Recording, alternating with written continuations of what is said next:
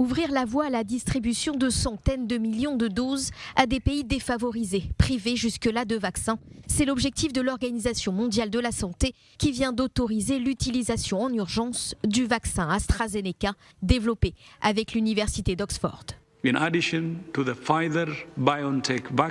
En plus du vaccin Pfizer-BioNTech avec le vaccin AstraZeneca, nous avons maintenant toutes les cartes en main pour permettre la distribution rapide des vaccins, mais nous devons encore augmenter la production.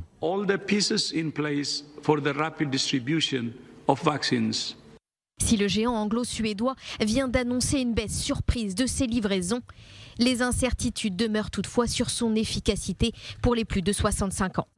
L'Italie a d'ailleurs fait part de sa prudence tout en permettant son utilisation. Le pays, qui déplore plus de 93 000 morts depuis le début de la pandémie, recommande d'autres vaccins pour les personnes âgées de plus de 55 ans.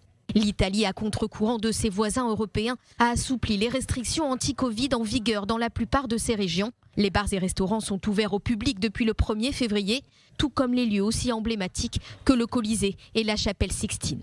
Pour la première fois depuis début novembre, le nombre de personnes actuellement infectées par le virus mortel est passé sous la barre des 400 000 au total, selon le ministère italien de la Santé. L'espoir semble renaître aussi au Royaume-Uni, qui est en passe de réussir son pari ambitieux de vacciner près de 15 millions de personnes vulnérables d'ici la mi-février. Mais le Premier ministre britannique Boris Johnson préfère rester prudent. C'est un accomplissement national sans précédent, mais ce n'est pas le moment de se relâcher. En fait, c'est le moment d'accélérer car la menace de ce virus reste très réelle.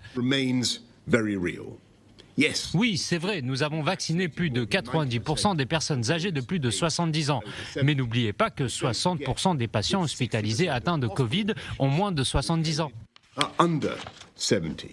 Objectif du gouvernement britannique, commencer à desserrer le confinement en vigueur depuis janvier, tout en maintenant des restrictions aux frontières. Depuis lundi, les voyageurs arrivant en Angleterre de pays à risque doivent effectuer une quarantaine coûteuse à l'hôtel.